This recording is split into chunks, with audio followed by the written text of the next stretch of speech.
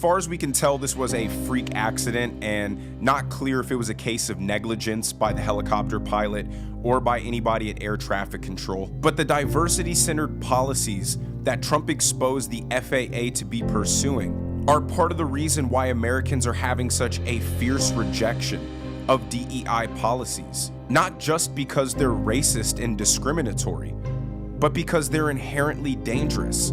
Again, I'm not saying that this crash was a result of DEI, but putting a focus on hiring people based on circumstances, criteria, or qualifications that don't have anything to do with the job success shows a complete lack of focus, seriousness, and priorities. I actually read and shared a copy of this FAA memo, make sure you guys follow me on X if you haven't already, demanded that 3% of new hires be candidates from those groups that Donald Trump mentioned in order to achieve their diversity agenda. Here is a video put out by the FAA literally saying, apply if you're Black, Hispanic, or Native American, and we will hire you because of that. Hi, I'm Brad Mims, Deputy Administrator at the Federal Aviation Administration.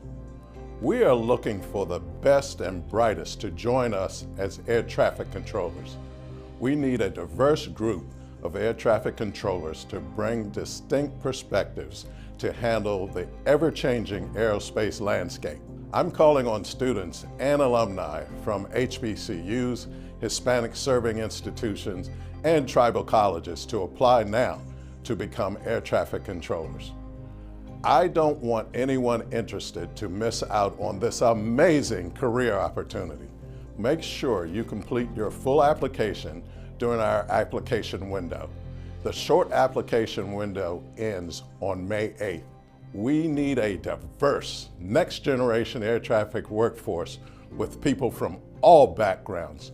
So apply now. These policies aren't just racist, but they're cruel, and liberals never consider this part.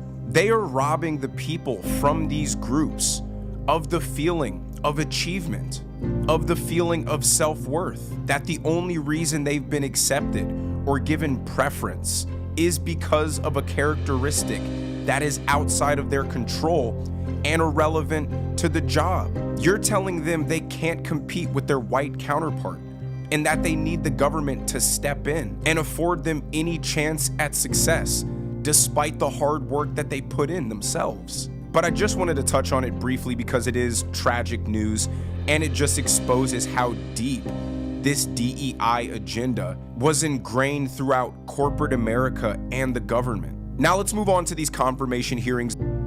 All right, listen up, because we need to get real here. We're talking about RFK Jr., Kash Patel, and Tulsi Gabbard, and I'm going to give it to you straight, no nonsense. RFK Jr. for Health and Human Services? Absolutely. Here's the deal.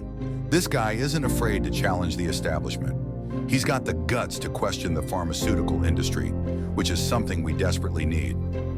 Big Pharma has been running the show for too long, and RFK Jr. is like a bear in a china shop, ready to break down the corrupt system. His environmental law background, gold. He knows how to fight for the underdog. His tough love approach means he's not going to sugarcoat anything. He'll push for transparency in health policy, advocating for the American people over corporate interests, and that's exactly what this country needs. Kash Patel for FBI Director? Let me tell you, this guy's got the inside scoop. He knows where the skeletons are buried, and he's not afraid to dig them up.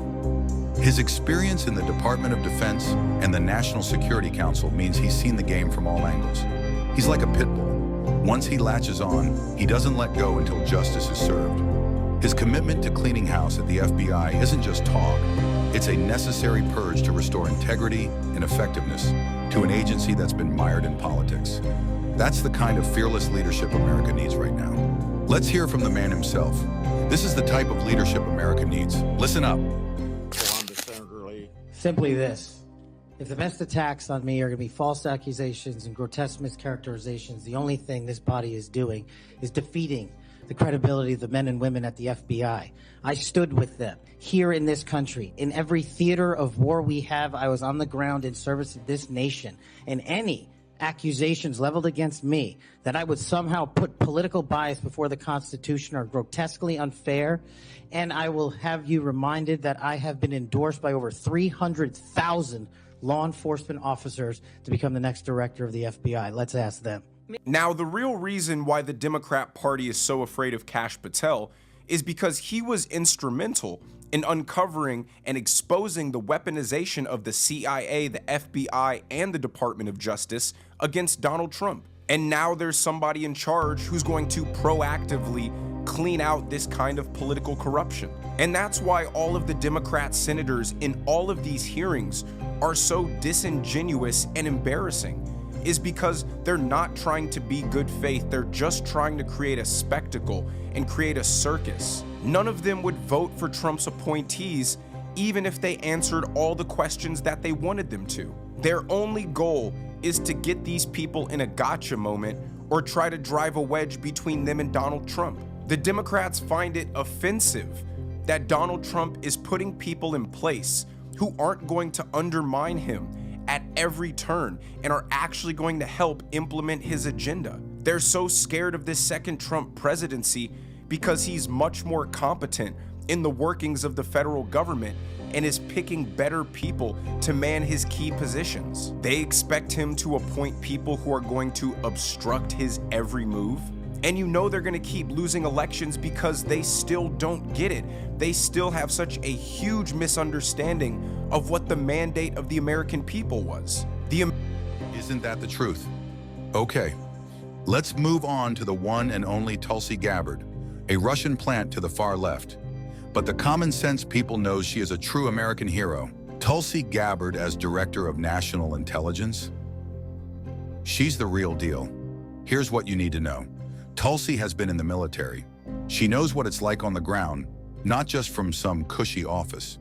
Her experience in Congress gives her insight into how policy affects real people. She's not afraid to call out the nonsense in our foreign policy, especially the endless wars that drain our resources and lives. She'll bring a level of integrity and a no-nonsense approach to intelligence that's been missing. Her tough stance means she'll ensure our intelligence community serves the country, not just political agendas. Look, I'm not here to blow smoke up your ass. These three are controversial because they challenge the status quo, and that's exactly why they're good for America. The Congress and senators just want to keep making money doing shady deals that comes out of taxpayers' pockets. And they know President Trump cabinet will look into and shut off all unnecessary programs. They are only in place to line the proctor, the ones trying to stand in the way of Trump and his cabinet's picks. We need people who aren't just going to sit there and play nice with the establishment. We need warriors, fighters, people who will stand up for what's right even when it's not popular. RFK Jr., Kash Patel, and Tulsi Gabbard are those people. They embody the kind of tough love this country needs. A love that says, I care too much about you to let you keep messing up. So wake up, America. Stop listening to the echo chamber of the mainstream media.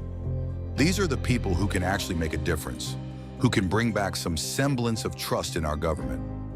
It's time for some real change, and these three are the ones to do it. That's my take, and I'm not holding back. Let's make America safe, healthy, and great once again.